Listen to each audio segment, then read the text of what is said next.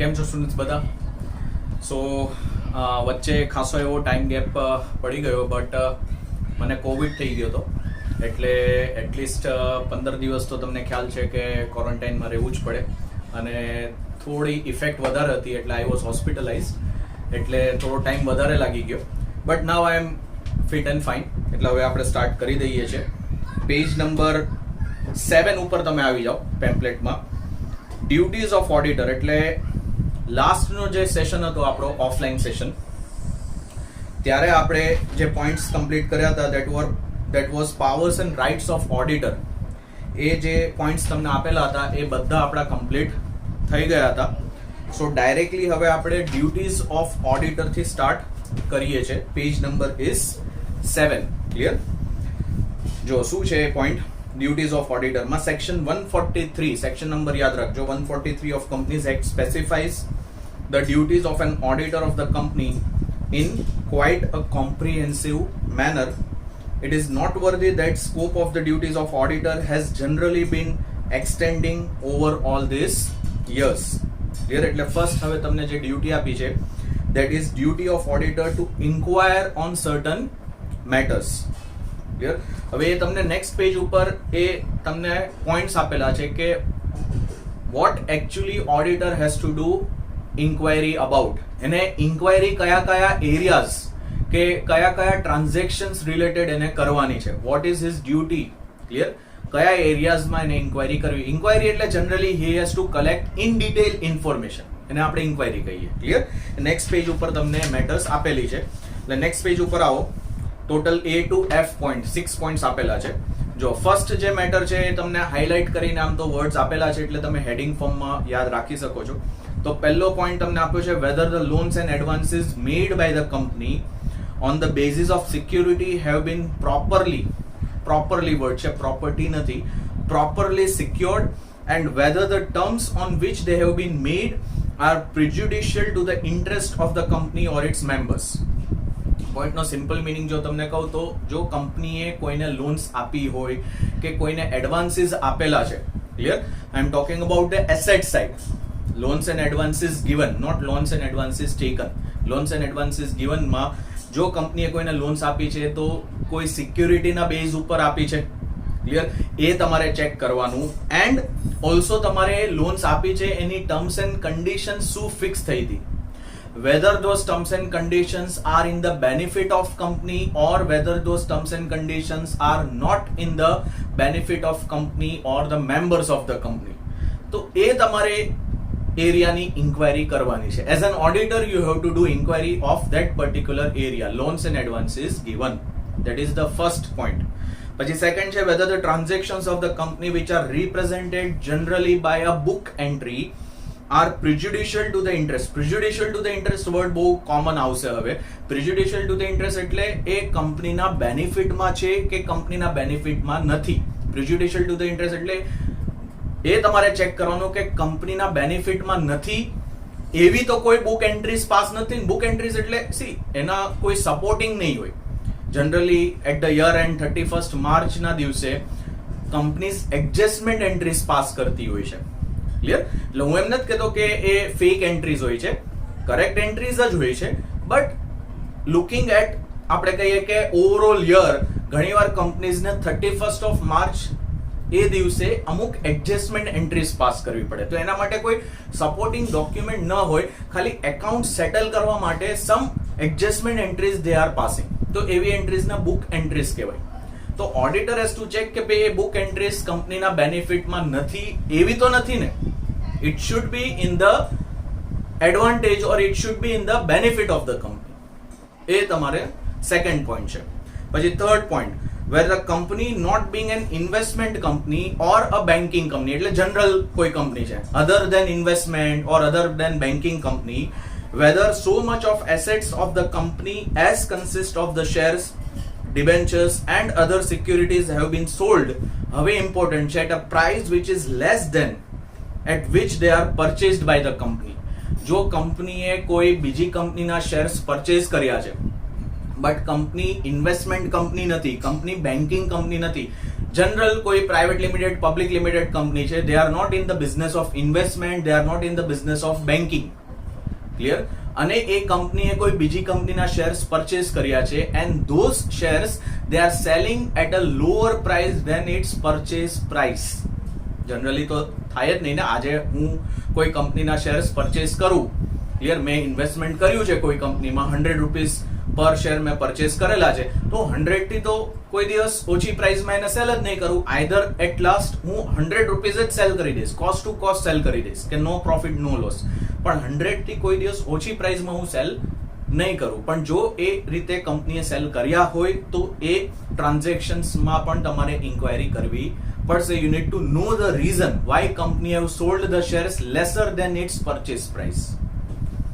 That is third point. પછી fourth છે whether the loans and advances made by the company have been shown as the deposits. જે પહેલો point હતો loans and advances, એનો જ છે આ point કે loans and advances કંપનીએ deposits ના ફોર્મમાં તો નથી દેખાડી દીધી ને, એ તમારે ચેક કરવાનું. પછી next whether personal expenses have been charged to which account? revenue account. revenue એટલે P&L account. ઘણીવાર એવું થતું હોય છે કે ડિરેક્ટર્સ ના જે પર્સનલ એક્સપેન્સીસ છે ને એ લોકો રેવન્યુ એકાઉન્ટ એટલે P&L એકાઉન્ટ એટલે એને બિઝનેસ એક્સપેન્સ રીતે શો કરી દઈએ અને એ લોકો પછી શું કે પ્રોફિટ્સ રિડ્યુસ કરવાની ટ્રાય કરે છે ડિરેક્ટરના પર્સનલ એક્સપેન્સ અને શો કરશે as a business expense in P&L account. Clear? So that is again wrong.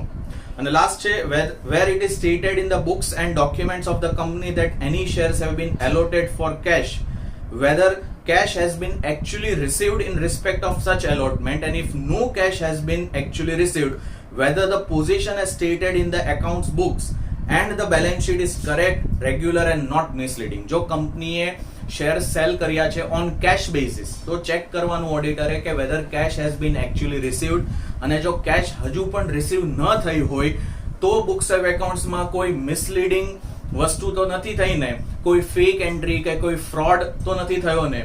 Clear? A ઓડિટરે check કરવું પડે. ક્લિયર? સો ટોટલ આ 6 એરિયાઝ છે કે જેના રિલેટેડ ઓડિટરે પ્રોપર ઇન્ક્વાયરી કરવાની, ઇન ડિટેલ ઇન્ફોર્મેશન લેવાની. ક્લિયર? પછી જે નીચેનો પાર્ટ છે ને એ તમે કેન્સલ કરી નાખો. એક્સ્ટ્રા પોઈન્ટ છે, નોલેજ પોઈન્ટ ઓફ વ્યૂ છે, જરૂર નથી આપણે ગો થ્રુ કરવાની, એટલે કેન્સલ ધેટ પાર્ટ. એટલે ડાયરેક્ટલી હવે સેકન્ડ ડ્યુટીમાં આવી જાઓ. Duty to sign the audit report. હવે આ તો બહુ જનરલ ડ્યુટી છે કે every auditor has to compulsory sign the audit report. Clear? જો શું લખ્યું? The person appointed as an auditor of the company shall sign the auditor's report or sign or certify any other document of the company in accordance with the provisions of subsection 2 of section 141, and also the qualifications, observations or comments on the financial transactions or matters which have any adverse effect on the functioning of the company mentioned in the auditor's report shall be read before the company in the general meeting. એટલે આ general point શું કહે છે? મેં તમને કીધું it is a general duty. Every auditor have to compulsory sign the audit report or either જે પણ એ લોકો સર્ટિફિકેટ આપે છે, ઘણીવાર કંપની ઓડિટર પાસેથી સર્ટિફિકેટ પણ લેતી હોય છે અમુક ટ્રાન્ઝેક્શન્સ માટે, એ લોકોને સર્ટિફિકેટ લેવું પડે કે this transaction is correctly entered into, તો એ સર્ટિફિકેશન પણ ઓડિટર કરી શકે અને સર્ટિફિકેશન ઉપર પણ ઓડિટરે સાઇન કરવાની. That is their duty કે ઓડિટ રિપોર્ટ સાઇન કરવો પડશે, કોઈ એ લોકો સર્ટિફિકેટ આપે એ પણ એ લોકોને સાઇન કરવું પડશે. અને ઇન કેસ જો ઓડિટરે રિપોર્ટમાં કોઈ ક્વોલિફિકેશન કે કોઈ કમેન્ટ કે કોઈ એડવર્સ કમેન્ટ લખી હોય તો કમ્પલસરી એ જે કમેન્ટ છે કે જે ક્વોલિફિકેશન એટલે ઓડિટરે પોતાના કોઈ પોઈન્ટ ઓફ વ્યૂ કે પોતાની કોઈ સજેશન, પોતાની કોઈ એડવાઇસ આપી હોય એને ક્વોલિફિકેશન કહેવાય. ક્લિયર? તો એ જે ક્વોલિફિકેશન છે કે કમેન્ટ છે એ કમ્પલસરી કંપનીએ જનરલ મીટિંગમાં બધા મેમ્બર્સની સામે રીડ કરવાની કે ભાઈ ઓડિટરે આ સજેશન કે ઓડિટરે આ એડવાઇસ કે ઓડિટરે આ કમેન્ટ, એડવર્સ કમેન્ટ આપેલી છે કે ભાઈ બુક્સ ઓફ એકાઉન્ટ્સમાં ઓડિટરે શું ફાઇન્ડ આઉટ કર્યું, ઓડિટરનો વ્યૂ પોઈન્ટ શું છે, એ ઓડિટ રિપોર્ટમાં જનરલી એને સ્પેસિફિકલી બધું જ લખ્યું હોય ઓડિટરે કે from his point of view books of accounts કઈ રીતે કંપનીએ પ્રિપેર કર્યા છે, કઈ રીતે કંપનીએ ટ્રાન્ઝેક્શન્સની એન્ટ્રી કરી છે, એ બધો એને પોઈન્ટ ઓફ વ્યૂ એને ઓડિટ રિપોર્ટમાં લખેલું હોય. તો જો કોઈ કમેન્ટ એવી હોય કે જે ઇમ્પોર્ટન્ટ છે મેમ્બર્સ માટે જાણવાની, તો એ કંપનીએ જનરલ મીટિંગમાં કમ્પલસરી એને રીડ કરવું પડે. Clear? So that is point number 2 duty to sign the audit report. પછી થર્ડ છે duty to comply with the auditing standard. એટલે આ પણ જનરલ ડ્યુટી છે. Every auditor has to compulsory follow the auditing standards.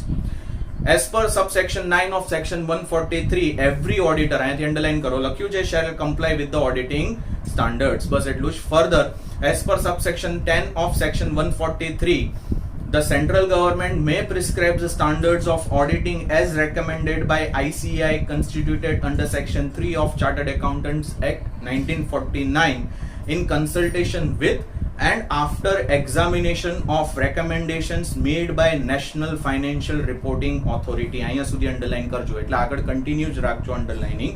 એટલે આ point શું કહે છે કે જે પણ ઓડિટિંગ સ્ટાન્ડર્ડ્સ છે ICAI જે પ્રિસ્ક્રાઇબ કર્યા છે એ તો કમ્પલસરી ફોલો કરવાના જ. પ્લસ ઘણી બધી વાર સેન્ટ્રલ ગવર્મેન્ટ પણ અમુક ઓડિટિંગ સ્ટાન્ડર્ડ્સ પ્રિસ્ક્રાઇબ કરે છે કે આ ઓડિટિંગ સ્ટાન્ડર્ડ્સ ઓડિટરે ફોલો કરવાના. એટલે આગળ લખ્યું છે થર્ડ લાઇનમાં કે government may prescribe the standards of auditing recommended by ICAI. Always recommendation તો ICAI પાસેથી જ એ લોકો લેશે. પછી લખ્યું છે in consultation with and after examination of the recommendations made by National Financial Reporting Authority. આ એક ગવર્મેન્ટ ઓથોરિટી છે, short form NFRA short form છે, national financial reporting authority, government authority છે. તો એ લોકોના રેકમેન્ડેશનના બેઝ ઉપર જો ICAI ગવર્મેન્ટને રેકમેન્ડ કરે છે, એટલે એકચ્યુઅલ રેકમેન્ડેશન કોનું છે? NFRA નું છે. એ લોકોએ કોઈ ઓડિટિંગ સ્ટાન્ડર્ડ્સ પ્રિસ્ક્રાઇબ કર્યા છે તો એ ICAI ગવર્મેન્ટને પ્રિસ્ક્રાઇબ કરશે કે ભાઈ આ ઓડિટિંગ સ્ટાન્ડર્ડ્સ, અને ગવર્મેન્ટ પછી એ ઓડિટિંગ સ્ટાન્ડર્ડ્સ બધા ઓડિટરને ઓવરઓલ જે ફોલો કરવાના છે એ ફિક્સ કરશે કે ભાઈ yes this are the auditing standards prescribe by ICAI but based on the recommendation of NFRA. એવી રીતે ગવર્મેન્ટ ફિક્સ કરશે અને એ પણ ઓડિટિંગ સ્ટાન્ડર્ડ દરેક ઓડિટરે ફોલો કરવાના. Clear? So that is point number 3. એટલે આમ જોવા જાવ તો જનરલ વેમાં તમે પોઈન્ટ એક સ્ટેટમેન્ટમાં પણ યાદ રાખી શકો કે every auditor have to follow the auditing standards and also the standards which are prescribed by central government. બસ એટલું યાદ રાખો તો પણ ચાલશે. ક્લિયર? પછી નેક્સ્ટ ફોર્થ પોઈન્ટ છે ડ્યુટી ટુ ઓડિટ રિપોર્ટ. જેમ આપણે સેકન્ડ ડ્યુટી લર્ન કરી હમણાં કે ભાઈ સાઇન ધ ઓડિટ રિપોર્ટ, એવી રીતે ફોર્થ ડ્યુટી છે he has to give the audit report. Compulsory it is his duty to give audit report. તો section 3 of subsection 3 of section 143 the auditor's report also shall state the following. પહેલું છે whether he has sought and obtained all the information and explanation. ત્યાં સુધી underline કરો કે auditor રિપોર્ટમાં શું content તમારે એન્ટર કરવાનું છે. As an auditor what content you should enter into audit report, એ બધા પોઈન્ટ્સ આપે. તો પહેલું છે whether auditor has got all the information and explanation related to the books of accounts prepared by the company. તો એનું થોડું એને ક્લિયર કરવાનું છે, એ કન્ટેન્ટ આપવાનું કે yes he has received all the information and explanation related to the books of accounts. જો આગળ લખ્યું છે which to the best of his knowledge and belief were necessary for the purpose of his audit, and if not the details thereof and the effect of such information on financial statements. જો એને information explanation જે એને જોતા હતા audit purpose માટે એ નથી મળ્યા તો એ પણ એને સ્પેસિફાઈ કરવાનું કે મને આ ઇન્ફોર્મેશન જોતી હતી પણ કંપની તરફથી મને આ ઇન્ફોર્મેશન નથી મળી, અને આ ઇન્ફોર્મેશનની ઇફેક્ટ ફાઇનાન્શિયલ સ્ટેટમેન્ટ્સ ઉપર શું છે. Clear? So that is first point. He has to clearly specify in his audit report whether he has received information and explanation, and if he has not received, what is the effect of such information on financial statements. That is first point. પછી second point, whether in his opinion proper books of accounts as required by the law have been kept by the company. અહીંયા સુધી underline કરો. According to law, according to act, કંપનીએ જે books of accounts prepare કરવાના છે એ કંપનીએ કરેલા છે કે નથી કરેલા, એ એને clearly specify કરવાનું છે. So far as appears from his examination of those books and proper written adequate for the purpose of his audit have been received from the branches not visited by him. એટલે overall કંપનીની જો branches છે તો બ્રાન્ચીસના પણ જે books of accounts છે એ પણ properly prepare થયા છે. કંપની જે રિટર્ન સબમિટ કરાવે છે ગવર્મેન્ટને એ ટાઈમ ટુ ટાઈમ સબમિટ કરાવેલા છે કે નહીં, એ ઓવરઓલ એને આઈડિયા લઈ લેવાનો અને એના રિલેટેડ એને ઓડિટ રિપોર્ટમાં ક્લિયરલી સ્પેસિફાઈ કરવાનું કે ભાઈ બુક્સ ઓફ એકાઉન્ટ્સ જે એને રિટર્ન્સ કંપનીને સબમિટ કરવાના છે બધું ઓન ટાઈમ કંપની સબમિટ કરાવે છે. Books of accounts according to act prepare કરેલા છે. ઇવન બ્રાન્ચીસ છે કંપનીની ત્યાં પણ books of accounts properly prepare થયા છે કે નથી થયા. ક્લિયર. પછી third point, whether the report on the accounts of any branch office of the company audited under subsection 8 by a person other than the company's auditor has been sent to him. અહીંયા સુધી underline કરજો. એટલે આ branch ઓડિટનો જ point છે, જે second પોઈન્ટમાં હમણાં હું તમને સમજાવતો હતો એનો કન્ટિન્યુએશન પોઈન્ટ કહેવાય. ઘણી બધી વાર એવું થતું હોય, આપણે કદાચ ઓફલાઈન લેક્ચર વખતે પણ ક્લાસમાં મેં તમને એકવાર કીધું હતું કે બ્રાન્ચ માટે ઘણીવાર કંપની કોઈ બીજા ઓડિટરને પણ એપોઇન્ટ કરે. જરૂરી નથી કે જે હેડ ઓફિસના બુક્સ ઓફ એકાઉન્ટ્સનું ઓડિટ કરતો હોય એ જ સેમ ઓડિટર બ્રાન્ચ ઓફિસના પણ બુક્સ ઓફ એકાઉન્ટ્સનું ઓડિટ કરતો હોય. બ્રાન્ચ ઓફિસ માટે કોઈ બીજા ઓડિટરને એપોઇન્ટ કરેલો હોય તો એ ઓડિટરે જેનું ઓડિટ કમ્પ્લીટ કર્યું, એનું જે ઓડિટ રિપોર્ટ છે કે એના જે સજેશન્સ છે એ એને મેઇન ઓડિટરને ફોરવર્ડ કરવાના છે. તો જે મેઇન ઓડિટર છે એના ઓડિટ રિપોર્ટમાં એ સ્પેસિફિકલી લખશે કે whether he has received the suggestions or the comments of the branch auditor or not. Branch ઓડિટરે જે એનું ઓડિટ કમ્પ્લીટ કર્યું છે, એને જે ઓડિટ રિપોર્ટ બનાવેલો છે એ ટાઈમ ટુ ટાઈમ ફોરવર્ડ થયો છે. કેમ કે બ્રાન્ચ ઓડિટનો રિપોર્ટ આવશે પછી એના બેઝ ઉપર જે કંપની છે ઓવરઓલ એનું ઓડિટ રિપોર્ટ બનતો હોય. બધા બ્રાન્ચીસના ઓડિટ રિપોર્ટ આવે પછી તમે હેડ ઓફિસ ના બુક્સ ઓફ એકાઉન્ટ્સનું વેરિફિકેશન કરો, એનું એનું ઓડિટ રિપોર્ટ તમે બનાવશો. એટલે બ્રાન્ચ ઓડિટરના report time to time main auditor પાસે પહોંચી જવા જોઈએ. તો એ પણ એને સ્પેસિફિકલી ક્લિયર કરવું પડશે ઓડિટ રિપોર્ટમાં. Clear. So that is third point. પછી ફોર્થ છે whether the companies balance sheet and profit and loss account dealt with in the report are in agreement with the books of accounts and return. એટલે books of accounts જે બનાવેલા છે, જે transactions છે, જે entries કરેલી છે એના પ્રમાણે જ P&L એકાઉન્ટ બેલેન્સ શીટ બનેલા છે કે નથી બનેલા. Next fifth point, whether in his opinion the financial statements comply with which standard accounting. આ તો બહુ જનરલ છે કે ભાઈ બુક્સ ઓફ એકાઉન્ટ્સ છે જે તમે એન્ટ્રીઝ પાસ કરો ત્યારે તમારે એકાઉન્ટિંગ સ્ટાન્ડર્ડ્સ બધા જ કમ્પલસરી ફોલો કરવા પડે. પછી નેક્સ્ટ છે the observations or the comments of the auditor on financial transactions or matters which have any adverse effect. આમ અંડરલાઈન કરો observation or comments of auditor અને પછી સેકન્ડ લાઈનમાં અંડરલાઈન કરો any adverse effects on the functioning of the company. એટલે ઓડિટરના જે observations છે કે ઓડિટરની કોઈ કમેન્ટ છે, એવી કોઈ કમેન્ટ કે જેની એડવર્સ ઇફેક્ટ ફાઇનાન્શિયલ સ્ટેટમેન્ટ્સ ઉપર હોય. એટલે એડવર્સ કમેન્ટ, નેગેટિવ કમેન્ટ આપણે કહીએ કે ભાઈ કંપની આ ફોલો નથી કર્યું, કે કંપનીના બુક્સ ઓફ એકાઉન્ટ્સમાં મિસ્ટેક છે, કે આ એરર છે, કે આ ફ્રોડ થયો છે. આ બધી એડવર્સ કમેન્ટ કહેવાય. ક્લિયર. તો એવી કોઈ એડવર્સ કમેન્ટ હોય તો ઓડિટરે એડવર્સ કમેન્ટ સ્પેસિફિકલી ઓડિટ રિપોર્ટમાં લખવાની.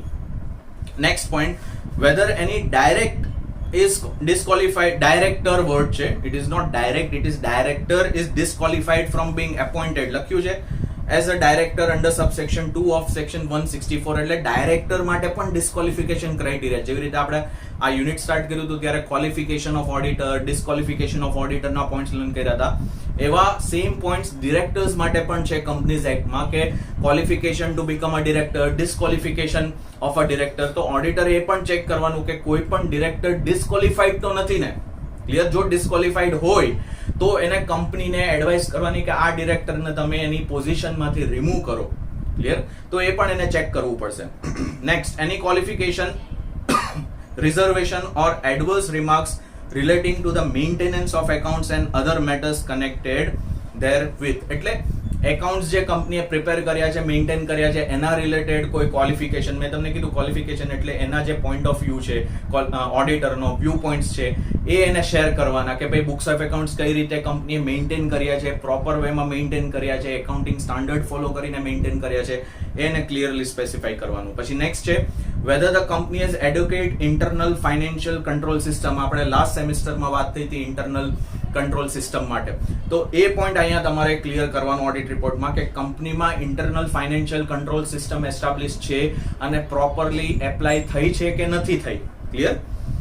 પછી નેક્સ્ટ લાસ્ટ પોઈન્ટ છે such other matters as may be prescribed. Rule number 11 of Company Audit and Auditors Rules 2014 prescribes the other matters to be included in the auditor's report. The auditor's report shall also include their views and comments on the following matters. એટલે other matters અને other matters એ લોકોએ rule number 11 માં આપી છે, જે તમને નીચે આપી છે. ટોટલ 3 પોઈન્ટ્સ આપેલા છે. This are the other matters જેના રિલેટેડ પણ ઓડિટરે ઓડિટ રિપોર્ટમાં ક્લિયરલી સ્પેસિફાઈ કરવાનું, ઇન્ફોર્મેશન આપવાની. કઈ કઈ મેટર્સ છે? તો પહેલો પોઈન્ટ છે whether the company has disclosed the impact if any of pending litigations. આટલો પાર્ટ અંડરલાઈન કરો. Company has disclosed the effect if any of pending litigation. litigation એટલે કંપની ઉપર કેસીસ થયા હોય, પેન્ડિંગ છે, હજી એ કેસનું જજમેન્ટ નથી આવ્યું. કોઈ કસ્ટમરે કેસ કરેલો છે, આઈધર ગવર્મેન્ટ ઓથોરિટીએ કેસ કરેલો છે, કોઈ સપ્લાયરે કેસ કરેલો છે, કોઈ આઉટસાઇડ પાર્ટીએ કેસ કરેલો, કોઈ પેન્ડિંગ લિટિગેશન્સ છે, કેસીસ છે, તો એની ઇફેક્ટ કંપનીની ફાઇનાન્શિયલ પોઝિશન ઉપર શું આવશે એ કંપનીએ ક્લિયરલી સ્પેસિફાઈ કર્યું છે એના ઓડિટ રિપોર્ટમાં. એટલે એક ટાઈપનું તમે કહી શકો કન્ટિન્જન્ટ લાયબિલિટી કોઈ કંપની ઉપર છે કે નહીં એ ક્લિયરલી ડિસ્ક્લોઝ કંપનીએ કરવું પડશે. Clear? So that is first point. પછી second છે whether the company has made provisions as required under any law or accounting standards for material foreseeable losses. કોઈ કંપનીએ પ્રોવિઝન્સ ક્રિએટ કરી છે, ફ્યુચરમાં કોઈ લોસ થવાનો છે. મટીરિયલ ફોરસીએબલ લોસીસ એટલે જે બહુ ઇમ્પોર્ટન્ટ, મટીરિયલ મીન્સ ઇમ્પોર્ટન્ટ છે, ફોરસીએબલ એટલે ફ્યુચરમાં કોઈ એવા લોસીસ થવાના છે તો એના માટે કંપનીએ કોઈ પ્રોવિઝન્સ ક્રિએટ કરી છે કે નથી કરી, તો એની પણ ઇન્ફોર્મેશન ઓડિટરે ઓડિટ રિપોર્ટમાં આપવાની. ક્લિયર? એટલે આમાં અંડરલાઈન કરજો કંપની હેઝ મેડ પ્રોવિઝન એટલો પાર્ટ, અને પછી સેકન્ડ લાઈનમાં અંડરલાઈન કરો ફોર મટીરિયલ ફોરસીએબલ લોસીસ. અને થર્ડ પોઈન્ટ છે whether there has been any delay in transferring the amount required to be transferred to the investor education and protection fund by the company. હવે આ investor education and protection ફંડમાં કઈ amount transfer કરવી પડે તો એક આખો આપણે નેક્સ્ટ યુનિટમાં ડિવિડન્ડનો એક પોઈન્ટ લર્ન કરશું.